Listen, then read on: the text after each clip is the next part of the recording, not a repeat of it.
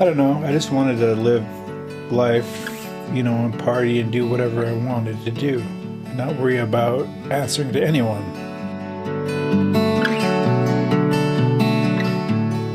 Welcome back, happy listeners, to another episode of SMT. This is an impromptu introduction to our latest and greatest, what we've been working on over the holiday break, in and out of the fray.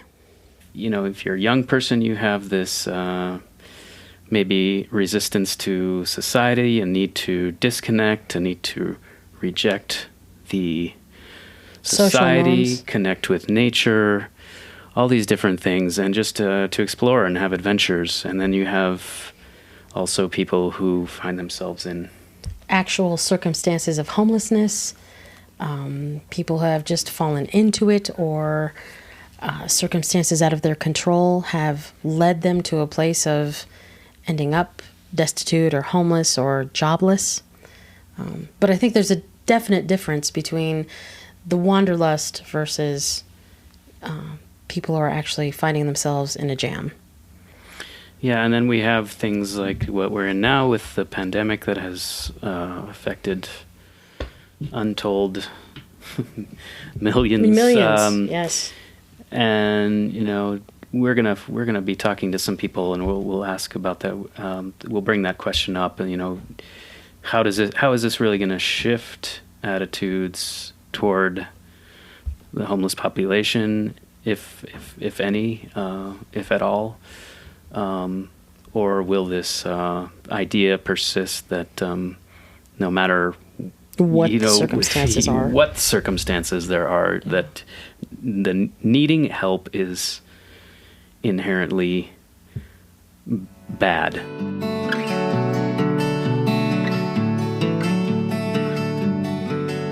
But it almost seems like there are some organizations that keep people in that state. Why is that? Is that because they receive funding? Will they lose the funding if they lose the people that need the assistance because they gave them a leg up and got them out of that situation? I don't know. But it's something I think that it's worth looking at. Yeah, I think there are a number of people who find themselves having to walk that tightrope where if you make just over this, you can't. That's right. Everyone's like, the push is like, get up, make more money, get another job, and it's like, well, that means I can't pay this bill, or it's this tightrope that the people have to walk, and it's no joke. So. And if you are lucky enough to land one of those jobs that gives you over $100,000 a year, then you don't have to worry about that. But I don't know so many people that make that kind of money where they don't have to worry.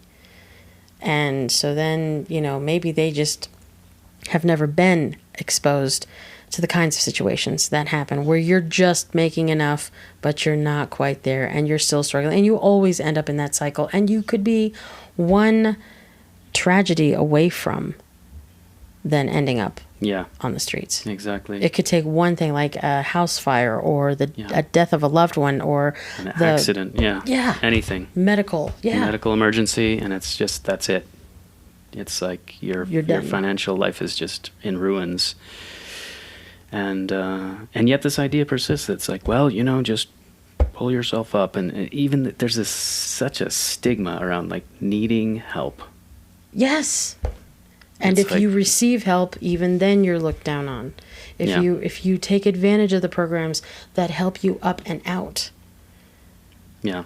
You have to ask the question, well, if I say how I got here, if I mention that I received assistance, am I going to be ostracized on some level? Well, as if that person didn't work just as hard to get through those programs, to get, through the obstacles that they and the hoops that they had to. Because I got to tell you, some assistance programs, they're no joke. They're not easy to maneuver.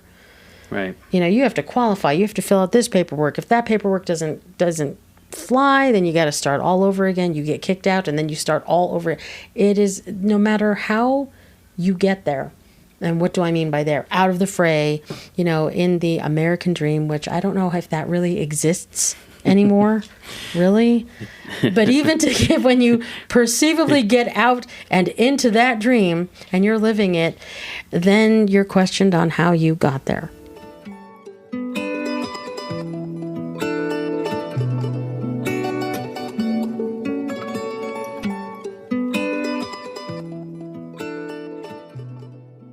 But there has, I think, also always been a population of young people, and I think it even started well before the 60s, flower power, whatever, that felt, no, I don't have to follow point A to point B to point C.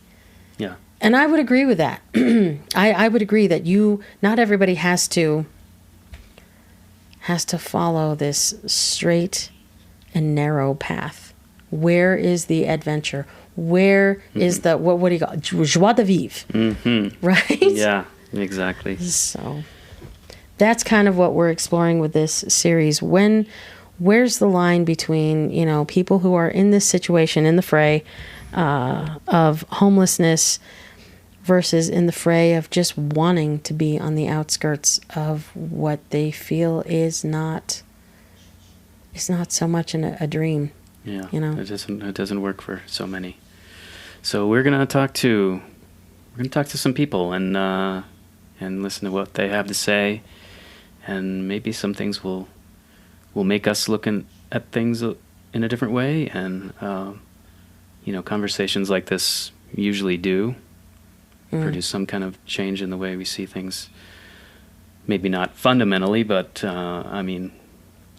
it'll be interesting to see what emerges from these conversations we're about to have. And we are really excited to open some eyes, not maybe just in our audience, but also perceptions that we ourselves have. So I'm excited. I am. I'm ready. Okay. So in and out of the fray. Coming up, stay tuned. We'll be back with some concluding remarks, and we'll see how we've wrapped up. Yeah. See where we've gone. Thank you right. so much for listening.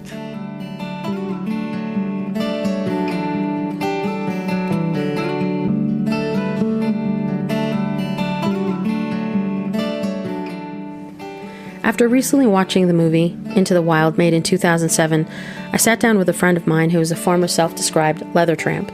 And for anyone who hasn't seen this film, leather tramps are wanderers who get around on foot rather than by car or by van, or otherwise known as rubber tramps. And when I spoke with this individual, he gave me the opportunity to ask him what it's been like for him to move in and out of the fray.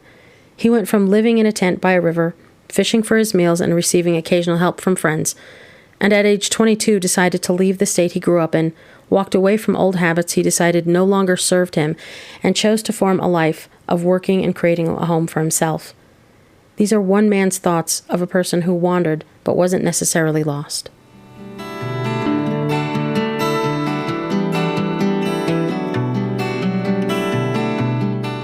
This person, just to get away from all, the bad decision eventually everyone makes, when they're around their hometown, their old buddies and stuff.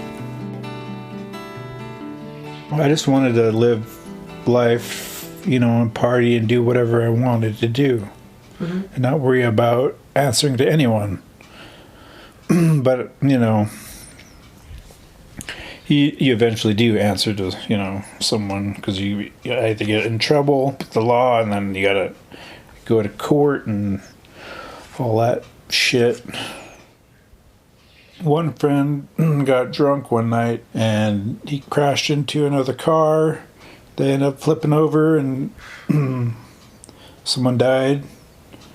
So he got sent to prison for like 10 years for that, manslaughter. Oh, wow. And then there's a drug thing, trafficking thing. So in a sense, you were trying to avoid all that. Yeah.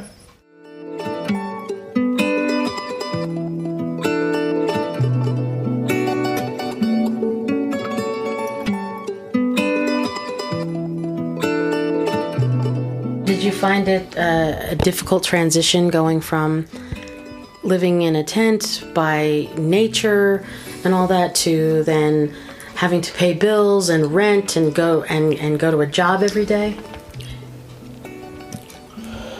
Meh.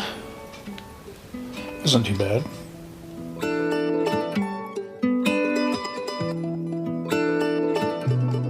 Do you feel like you've succeeded in life and achieved that American dream?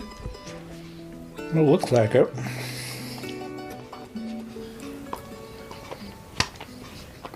Do you feel proud? Yeah.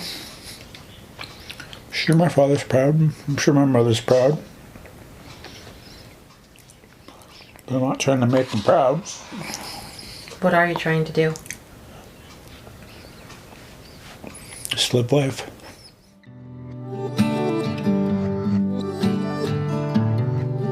You still sound like you want to be out there in the wild. It's a good place to be.